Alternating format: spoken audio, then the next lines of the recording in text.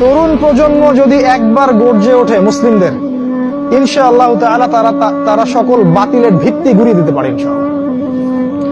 তরুণ প্রজন্মের মধ্যেই ছিল খালিদ বিন ওয়ালিদ, তারেক বিন জিয়াদ, এই মানুষগুলা, ওমর ইবনুল খাত্তাব, আলী ইবনে আবি তালেব, যায়েদ ইবনে হারেসা, আসাদুল্লাহ, সাদ ইবনে আবি ওয়াক্কাস। এই যে সাহাবায়ে কেরামদের নাম আপনারা জানেন, তরুণ সাহাবী ছিলেন যখন তার ইসলামের পক্ষে দাঁড়িয়েছিলেন। একাই ওমর, সে সারা মক্কাকে পরিবর্তন করে ফেললো।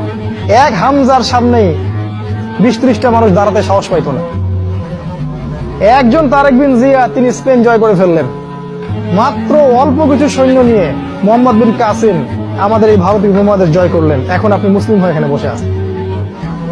এই তরুণ প্রজন্মই পারে এই বাতিলের শিকড় উপড়ে ফেলতে।